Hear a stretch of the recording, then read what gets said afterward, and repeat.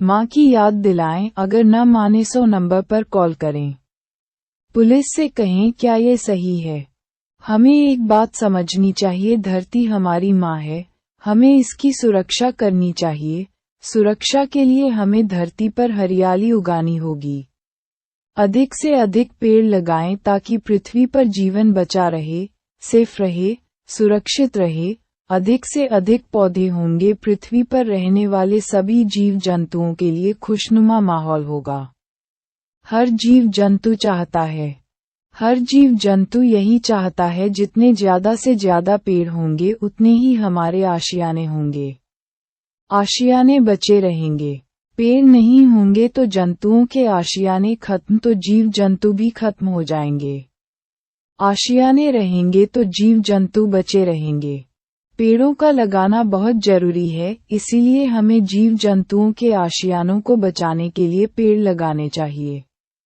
अपने जीवन को खुशनुमा बनाना कुछ लुकमानी कीड़े हैं जो धरती माँ को परेशान कर रहे हैं। कैसे इस धरती पर हजारों प्रकार के एसिड धरती के अंदर डाले जा रहे हैं। नालियों के जरिए उससे जीवन को बहुत बड़ा खतरा है। हरियाली को खतरा है, पशु पक्षियों को भी बहुत बड़ा खतरा है।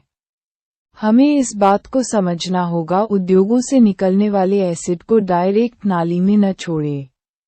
इस बात की ओर जरूर ध्यान दें जो बहुत जरूरी है। उद्योगों से निकलने वाले एसिड को डायरेक्ट नाले में न डालें। सबसे पहले कंपनियों में पानी फिल्टर करने की मशीन लगाएं। पानी को फिल्टर करने के बाद फिर सीधा नाले में डालें। एक्वा करने के बाद ही पानी को सीधा नाली तक पहुंचाएं। सीधा एसिड नाली में डालने से जीवन को बहुत बड़ा खतरा है। अगर हम ऐसा करें तो पृथ्वी के जीवन को सेफ रख सकते हैं। पानी में पलने वाले जीव जंतु एसिड के शिकार हो जाते हैं, जिसकी वजह से जीव जंतु की मौत हो जाती है। पानी के जीव को बचाना बहुत जरूरी है, इसलिए एसिड को नाली में छोड़ने से पहले एसिड को एक बार एक्वा जरूर कर लें ताकि साफ पानी नाली में जाए। किसी भी जीव जंतु को कोई खतरा न हो, पृथ्वी पर जीव जंतु बचे रहे। पेड़ों को भी साफ पानी मिले। पेड़ को एसिड लगेगा तो पेड़ सूख जाएगा। इस बात का ध्यान रखें, जीवन बहुत अमूल्य है। हरियाली से हमें ऑक्सीजन प्राप्त होती है और हरियाली ही ऐसी है जो कार्बन डाइऑक्साइड को लेती है। ये दोनों काम करती है। हरियाली का हमारे जीवन में बहुत बड़ा योगदान है। शुद्ध ऑक्सीजन प्राप्त करने के लिए पौधों का होना बहुत जरूरी है। घरों में मनी प्लांट लगाने से इन सब से बचा जा सकता है। 159 विजय असफलता पर। बुक्स आपको आपकी मंजिल तक पहुंचाती है। विजय असफलता पर बढ़ने वालों को मनोज कुमार का प्यार भरा नमस्कार। दोस्तों, जब भी आपके यहाँ कोई अतिथि या आपका रिश्तेदार आए तो सबसे पहले आगे बढ़कर अपनी संस्कृति में उसका हाथ जोड़कर स्वागत करें। जैसे ही सामने वाले को सम्मान दोगे वैसे आपका सम्मान करेंगे। दोस्तों, दोपहर का समय है, मैं लंच करके चेयर पर बैठा था। दूसरे स्टेट की रहने वाली एक बुजुर्ग लेडी हमारे यहाँ मिलने के लिए आ जाया करती थी। बुजुर्ग लेडी के पति और बच्चे नौकरी पर चले जाते हैं। घर पर अकेली रहती थी। लेडी बुजुर्ग थी, इसलिए वह हमारे यहाँ आ जाती थी। हमारे घर पर हमारे बच्चे, पूरा परिवार था, इसलिए मन लगाने के लिए यहाँ आ जाती थी। कुछ जानी पहचानी आवाज सुनाई दी। पता लगा बाहर हमारी भाभी जी आए हैं। हमको अच्छा लगा, खुशी हुई। आज भाई साहब नहीं है, भाभी जी आई है। भाभी जी ने भाई साहब के न होने की कमी महसूस नहीं होने दी। मुझे बहुत खुशी होती है। हमारी भाभी जी हमारे से कुछ ही किलोमीटर दूर रहती हैं, मिलने के लिए आई थी। भाई साहब जब जीवित थे दोनों साथ में आया करते थे।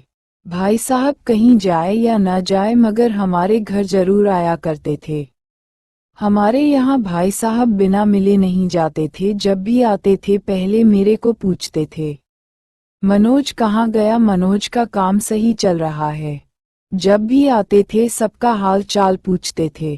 कुछ लोग इतने खुश मिजाज होते हैं। दूसरे का हाल पूछे बिना नहीं रहते हैं।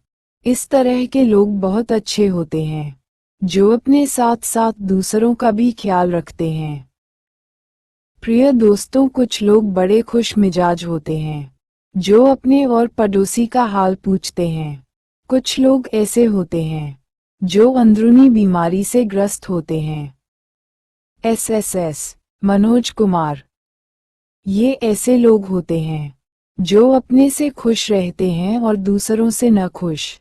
ऐसे लोग केकड़े की भूमिका अदा करते हैं, जो 95% में से 5% में आना चाहते हैं।